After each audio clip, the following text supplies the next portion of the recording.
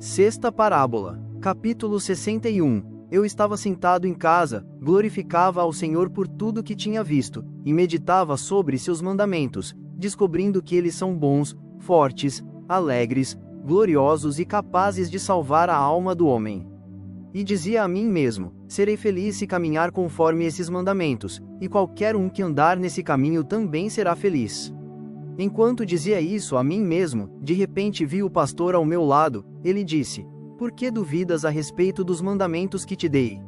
Eles são bons, não duvides em nada. Ao contrário, revista-te da fé do Senhor e andarás em seus caminhos, porque eu te fortificarei neles. Esses mandamentos são úteis para os que farão penitência, porque se não andarem nesse caminho, sua penitência será inútil.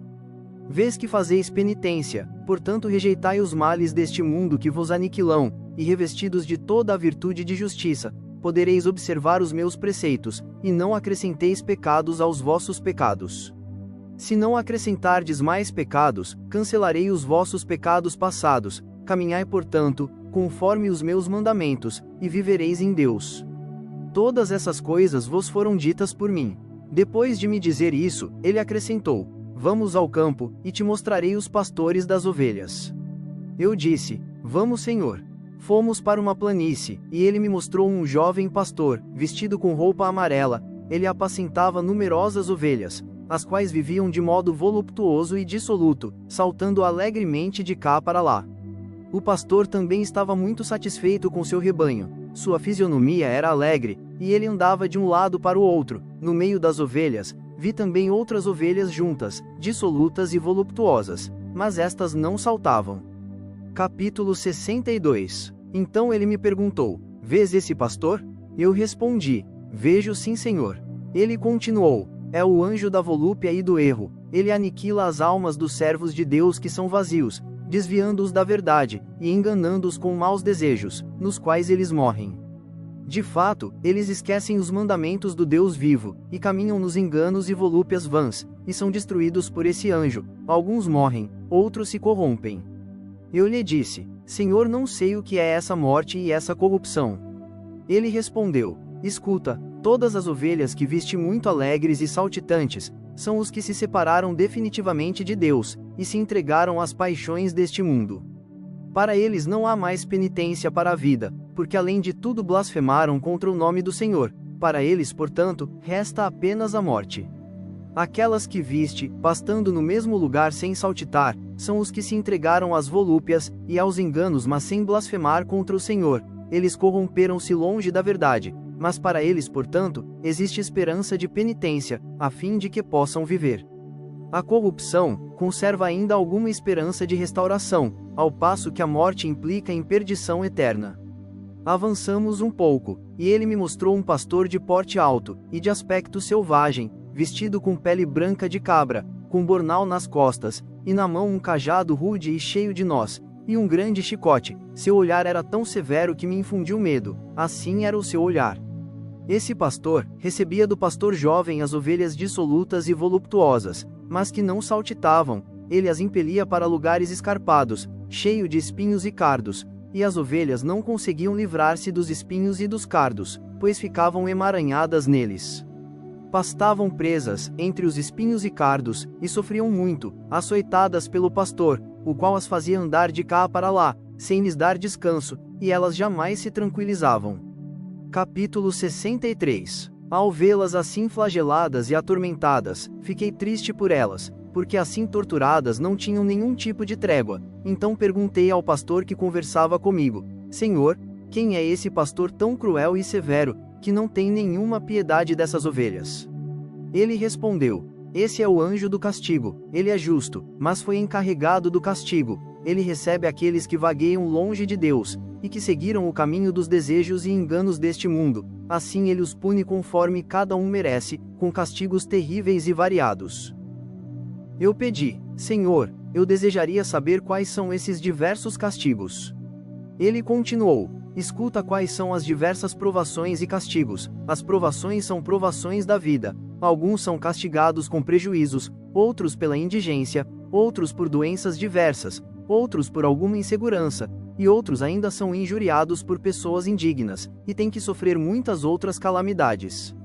De fato, incertos em suas intenções, muitos se lançam a muitas coisas, mas em nada conseguem sucesso.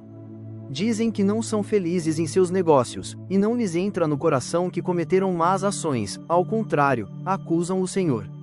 Assim são atribulados por essas provações, são entregues a mim para uma boa reeducação. Eles se reforçam na fé do Senhor e o servem, de coração puro, pelo resto de seus dias. Quando fazem penitência, se conscientizam das obras más que praticaram, entram no coração e então eles glorificam a Deus, porque é juiz justo e cada um sofre justamente, por suas próprias ações. Doravante, eles servem ao Senhor de coração puro, e têm sucesso em tudo o que fazem, pois recebem do Senhor tudo o que pedem, então eles glorificam ao Senhor, por terem sido entregues a mim, e já não sofrem mal nenhum. Capítulo 64. Eu lhe disse: Senhor, explica-me ainda esse ponto. Ele perguntou: O que procuras ainda? Eu continuei: Senhor, os voluptuosos e transviados são atormentados por igual tempo.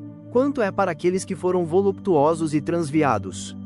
Ele respondeu: São atormentados durante tempo igual. Observei: Senhor, são atormentados por pouquíssimo tempo. Com efeito, seria preciso que as pessoas que vivem assim na volúpia e se esquecem de Deus, fossem torturadas por tempo 7 vezes maior. Ele me disse: És agora um insensato. Não conheces a força do justo tormento? Eu respondi: Senhor, se eu conhecesse, não pediria explicação. Ele continuou: Escuta, pois qual é a força, de uma e de outra coisa, o tempo da volúpia e do engano é de 1 hora. Mas 1 hora de tormento tem a força de 30 dias, passando um dia na volúpia e no engano, é um dia nos tormentos, e esse dia de tormento vale por 1 ano inteiro, assim a pessoa é atormentada por tantos anos, quantos os dias passou na volúpia. Vês, portanto, que o tempo da volúpia e do engano é mínimo, mas o do castigo e do tormento é longo. Capítulo 65. Eu disse: Senhor, não compreendi inteiramente os tempos do engano, da volúpia e do tormento, explica-me com mais clareza. Ele respondeu: Tua insensatez é insistente, e não queres purificar teu coração e servir a Deus. Cuidado para que o tempo não se cumpra e sejas encontrado insensato. Ouve, portanto, para compreender o que desejas. Aquele que vive um dia, na volúpia e no engano, fazendo o que quer, reveste-se de muita insensatez e não percebe a ação que faz. No dia seguinte, esquece o que fez no dia anterior, pois a volúpia e o engano não têm memória, por causa da insensatez de que se revestem. Quando, porém, o castigo e o tormento se ligam ao homem por um dia, é durante 1 ano todo que ele é castigado e atormentado, pois o castigo e o tormento têm grande memória, atormentado e castigado durante 1 ano inteiro. Ele então se lembra da volúpia e do engano, e reconhece que é por causa deles que sofre esses males. Todo homem que vive na volúpia e no engano, é assim atormentado, porque possuindo a vida, ele se entrega à morte. Eu perguntei: Senhor, quais são as volúpias perniciosas? Ele respondeu: Tudo o que o homem faz com prazer, é volúpia. Assim o colérico, fazendo aquilo que é conforme a sua paixão, é voluptuoso. O mesmo acontece com o adúltero, o bêbado, o maledicente, o mentiroso, realizando aquilo que é conforme a sua própria doença, se entrega por esse ato à volúpia. Todas essas volúpias são más para os servos de Deus, portanto, é por causa desses enganos que sofrem aqueles que são castigados e atormentados. Contudo, há também volúpias que salvam os homens, pois muitos experimentam volúpia ao fazer o bem, são impulsionados pelo próprio prazer. Portanto, essa é uma volúpia proveitosa para os servos de Deus, e traz vida para o homem. As volúpias perniciosas, de que falamos antes, só lhe trazem tormentos e castigos. Caso se obstinem e não se arrependam, acarretam a morte para si mesmos.